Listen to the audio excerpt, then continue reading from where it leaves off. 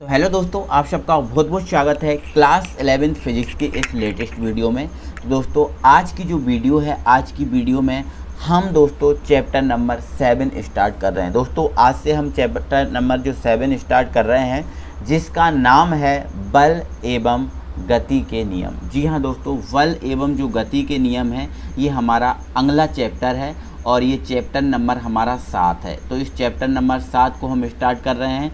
तो दोस्तों इस चैप्टर नंबर 7 जो है ना, इसमें हमारा आज का जो पहला टॉपिक है, इस चैप्टर का जो हमारा पहला टॉपिक है मेरे भाई, वो हमारा पहला टॉपिक है जड़त्व।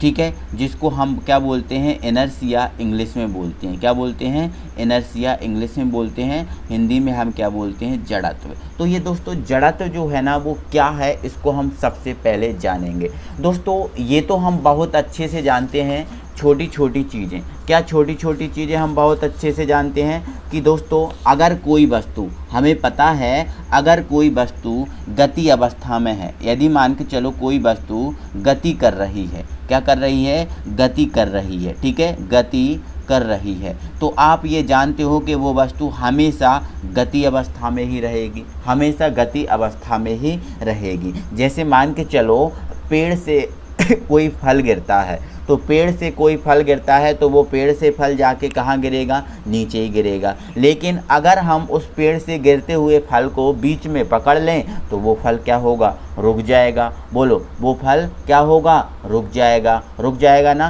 तो मतलब कहने का मतलब है, अगर कोई वस्तु गति कर रही है तो वो कंटिन्यू गति करती रहेगी। कंटिन्यू क्या करती रहेगी? गति करती रहेगी। कब तक? जब तक कि उस पर कोई बाह्य बल ना लगा जाए। उसी प्रकार अगर कोई वस्तु विराम अवस्था में है, किस में है मेरे भाई? विराम अवस्था में। किस में है?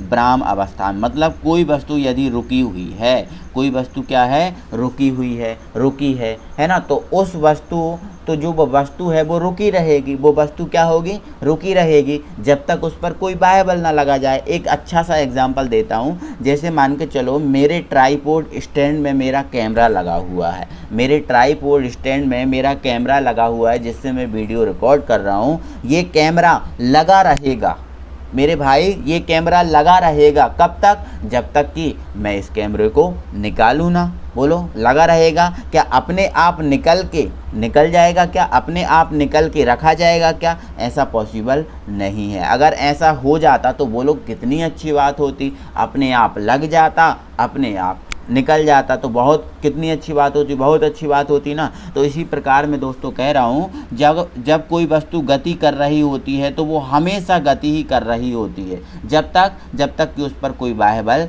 ना लगाया जाए। उसी प्रकार जब कोई वस्तु विराम अवस्था में होती है तो वह विराम अवस्था में ही रहती है, जब तक कि उस पर कोई बाह्य बल ना लगा जाए। ठीक है, ये तो आप जानते ही हो। और भी अच्छे से मैं एग्जाम्पल के सहित आपको क्या करूँगा मेरे भाई?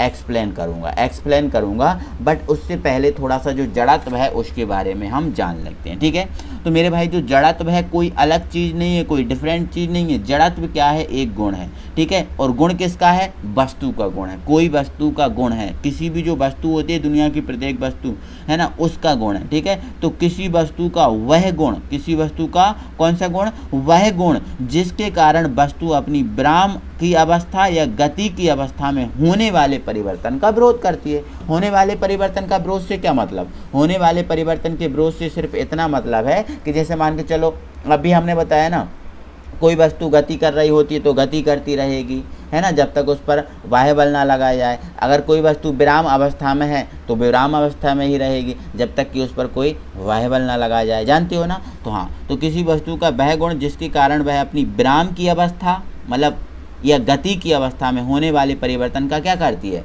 विरोध करती है। ठीक है, विरोध करती है। गति में है तो गति में ही रहेगी, और स्थिर अवस्था में है तो स्थिर अवस्था में ही रहेगी, जब तक उस पर कोई बाह्य बल नहीं लगाया। ठीक है, तो परिवर्तन का क्या करती है साहब? विरोध करती है। इस गुण को ही हम क्या बोलते हैं? जड़त्व बोलते हैं। क्या बोलते हैं? जड़त्व। अब दोस्तों इसके प्रकार को एग्जाम्पल सहित समझोगे तब जाके आप बहुत अच्छे से इस चीज़ को समझ पाओगे। ठीक है, तो देखो जड़त्व आपका 2 प्रकार का होता है। जड़त्व आपका कितने प्रकार का होता है साहब? 2 प्रकार का होता है। ठीक है, एक होता है आपका विराम का जड़त्व और दूसरा हमारा क्या होता है? गति का जड़त्व। एक विराम का हो गया, दूसरा गति का हो गया। सिंपल प्रोसेस, सिंपल बात हो गई।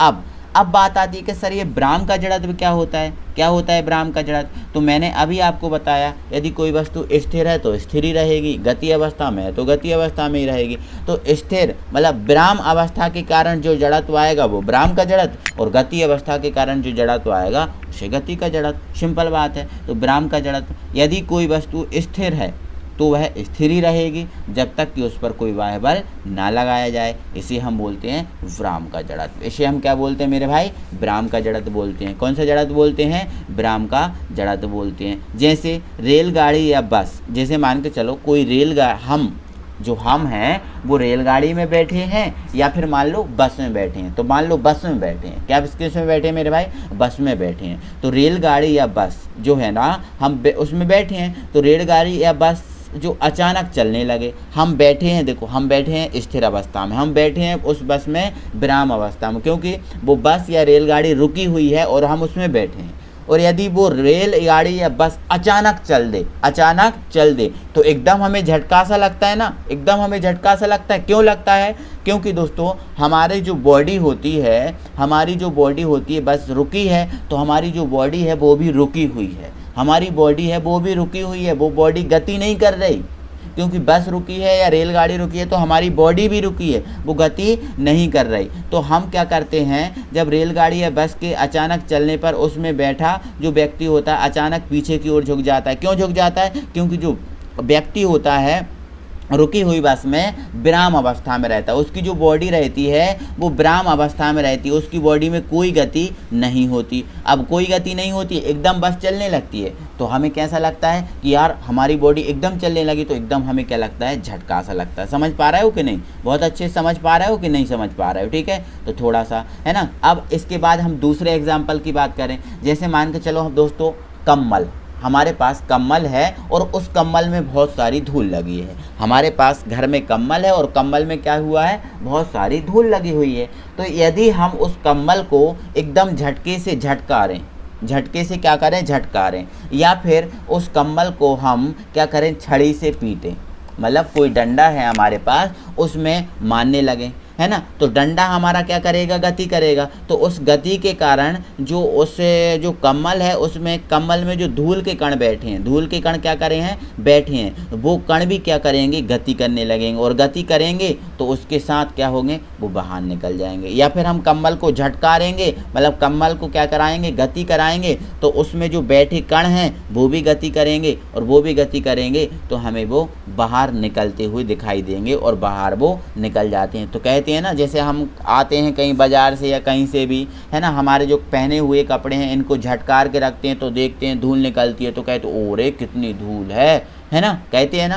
क्यों, क्योंकि हम जिसको झटकारते हैं तो वो धूल के कण जो बैठे हुए होते हैं वो गति अवस्था में आते हैं, मतलब वो गति करने लगते हैं, ठीक है ना। चलो दूसरा एग्जाम्पल। अब तीसरे एग्जाम्पल की अगर बात करें, ठीक है, जैसे पेड़ को हिलाने पर पके फल टूटकर नीचे गिर जाते हैं और नीचे गिर जाते हैं जब पेड़ को हम हिला रहे हैं। देखो पका हुआ फल है, पेड़ में लगा है, और पेड़ को हम हिला रहे हैं, पेड़ को मतलब गति दे रहा है। अब गति देंगे तो जो है ना उसके जो फल हैं वो भी गति अवस्था में आएंगे, और वो भी गति अवस्था में आएंगे तो वो भी क्या करेंगे, नीचे आकर गिर जाएंगे, ठीक है ना। समझ पा रहे हो कि नहीं, है ना। जैसे और एग्जाम्पल बात करें, जैसे मान के चलो हमारे पास एक क्या है, गिलास है। हमारे पास क्या है दोस्तों, ये एक गिलास है, क्या है, एक गिलास, ठीक है।